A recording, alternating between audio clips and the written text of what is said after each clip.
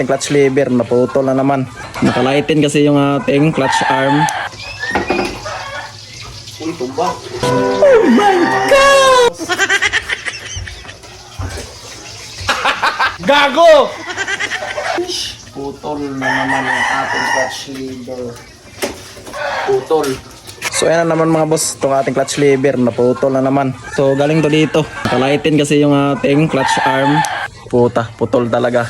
Yung tumba lang yung talaga yung nakaingon mga boss. Pati yung ating clutch cable, naputol na rin. Oh my God! Pati dito. Yun o. Ilang bisis na ata ito natukling mga boss. Gago! So buti na lang mga boss, meron tayong extra dito. Hindi talaga magpapahuli yung ating alloy na RCB. Hindi pala. MTR pala. Yung ating clutch lever, tsaka brake lever, clutch lever. Siyempre, hindi din napahuli yung ating clutch cable mga boss.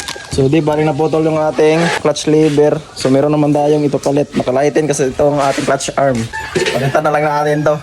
So ayan mga boss, bali nagagabihan nga pala tayo dahil nga so pagkabit natin dito ng ating clutch lever at saka yung brake lever natin. So dumating din yung tropa natin mga boss dahil nagpa-check din siya sa motor niya.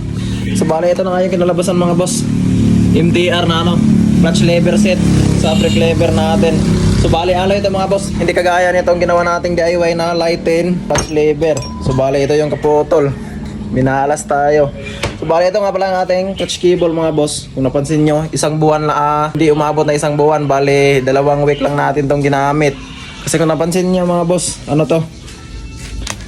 Quick throttle to na sa Yamaha. Yung type na Team X mga boss na Yamaha. So ito yung quick throttle nya.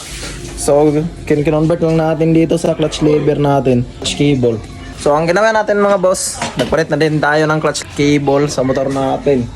So yan yung tindig mga boss. So sana tumagal tong ating clutch cable mga boss. Kung napansin nyo, binili natin yan sa halagang 115 pesos. So sana tumagal to. And then bago na din yung natin, bagong kabit kasi luma na to. Hindi bagong bili, bagong kabit lang. MTR na set na natin mga boss, labor. So yan lang mga boss, update sa motor natin. Let's go.